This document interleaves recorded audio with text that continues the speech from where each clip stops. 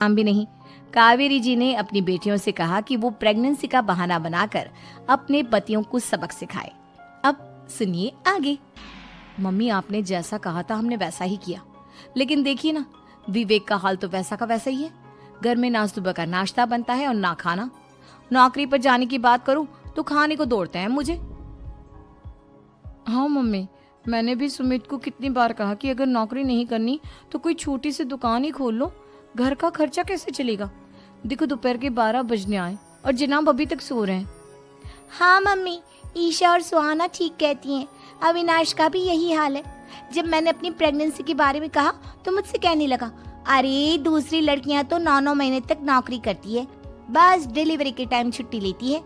मोहिनी, तुम भी नौकरी करो। अब मुझे कहाँ नौकरी मिलेगी। मम्मी बताओ अब मैं क्या करूँ। हे भगवान, क्या सोचकर घर जमाई दामाद लाई थी मैं कि मेरी बेटियां मेरे पास रहेंगी और खुश रहेंगी, लेकिन इन आलसी दामादों ने तो हमारी जिंदगी को भी प्रॉब्लम में डाल दिया है। मैं तो कहती हूँ मम्मी, हम लोग वापस अपनी जॉब पर जाना शुरू कर देते हैं। बता देते हैं इन लोगों को कि हमने प्रेगनेंसी का बहाना किया है। नहीं नहीं बेटा, ऐसी गलती भी मत करना। अगर तुमने ऐसा किया तो इन तीनों की आदत और खराब हो जाएगी। अरे आज नहीं तो कल कभी तो तुम प्रेग्नेंट होगी, तब वापस यही प्रॉब्लम आएगी, तब क्या करोगी तुम तीनों।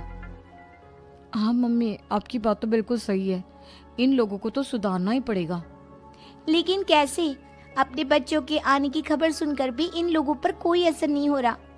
पैसे कमाने के लिए घर से बाहर निकलना ही नहीं चाहते ये तीनों। अब मेरे दिमाग में एक प्लान आया है। तुम तीनों चिंता मत करो, उन तीनों को बुलाओ, फिर मैं बात करती हूँ। थोड़ी देर बाद कावेरी जी अपने तीनों दामादों को सामने बुलाकर अपनी बात कहना शुरू करती हैं। अविनाश, सुमित और विवेक, देखो बेटा, मैं ना तुम तीनों से बड़ा प्यार करती हूँ, इसीलिए तो तुम्हें घर जमाई बना कर रखा है मैंने। अरे मम्मी जी, सीधे सीधे कहिए ना, क्या बात है। प्यार तो हम भी आपको बहुत करते हैं।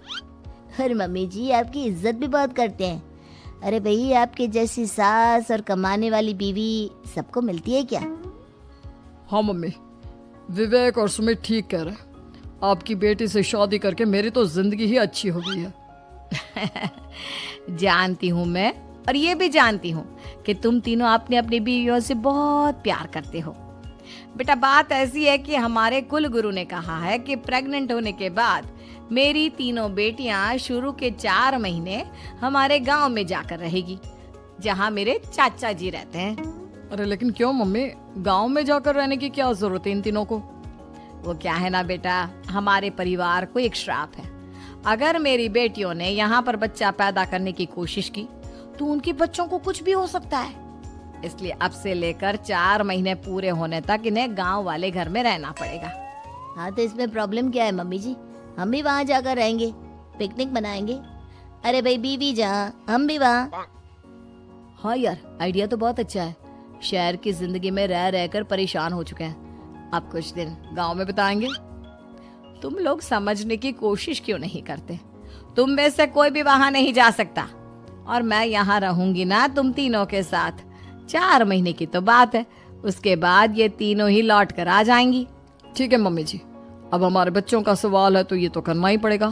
कावेरी अपनी तीनों बेटियों को कुछ दिन के लिए घर से बाहर कहीं दूसरे शहर में रहने के लिए भेज देती है। कुछ दिनों के बाद, अरे मम्मी जी, बहुत दिन से पिज्जा नहीं खाया, मंगवाइए ना।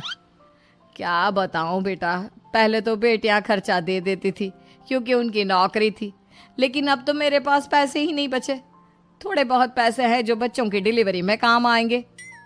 लेकिन मम्मी जी, आपकी बेटियों को वापस आने में तो अभी बहुत वक्त बाकी है। वही सोच सोच कर परेशान हो रही हूँ। सोच रही हूँ कल से दूध भी बंद करवा देती हूँ।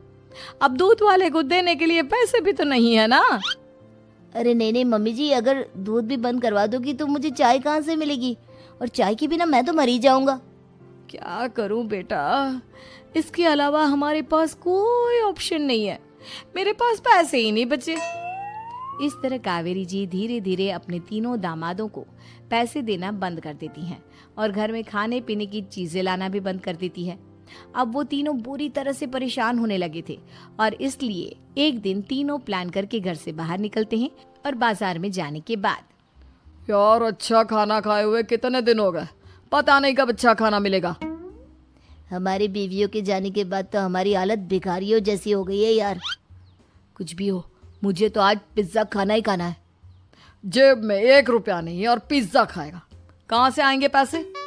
अरे देख वहाँ सामने बोर्ड पर क्या लिखा हुआ है, कंप्यूटर पर काम करने के लिए एक आदमी की आवश्यकता है। भाई मैं तो जा रहा हूँ, काम करूँगा और शाम तक पैसे लाकर आराम से पिज्ज़ा खाऊंगा। जा जा, तुझे कोई काम नहीं देने वाला, हम तो घर जा रहे हैं। चल भाई सुमित। सुमित और अविनाश वहाँ से चले जाते हैं और विवेक उस कंप्यूटर शॉप पर सारा दिन काम करके 5,000 रुपये कमा कर घर लौट कर आता है और अपने खाने के लिए अच्छी अच्छी चीज़ें भी लेकर आता है। ये देखकर विवेक और सुमित के दिल में भी कुछ पैसे कमाने की इच्छा जागती है। अरे सुबह सुबह कहाँ चल दिए तुम?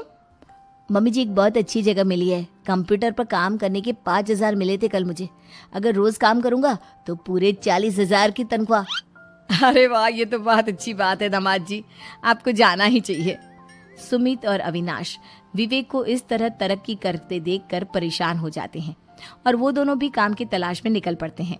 धीरे धीरे उन दोनों को भी काम मिल जाता है। अब कावेरी के तीनों दामाद छोटी मोटी नौकरी करके अच्छा पैसा कमाने लगे थे। एक दिन कावेरी उन्हें अपने पास बुलाती है। अरे वाह, विवेक 40,000 कमा लेता है, अविनाश 60,000 और सुमित तुम भी 40,000 के आसपास कमा ही लेते हो। कुल मिलाकर तुम अच्छे खासे पैसे कमा रहे हो बेटा। हाँ मम्मी जी, बहुत मजा आता है जब महीने के एंड में मोटी रकम हाथ में आती है। पूछिए मत मम्मी जी, घर में रहकर रोटी बना बना कर और तो जैसा महसूस होने लगा था मुझे तो।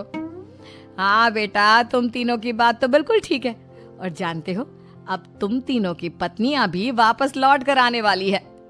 लेकिन मम्मी जी अभी तो उन्हें गए सिर्फ 2 महीने हुए हैं, आपने तो कहा था वो 4 महीने के बाद लौट कर आएंगी।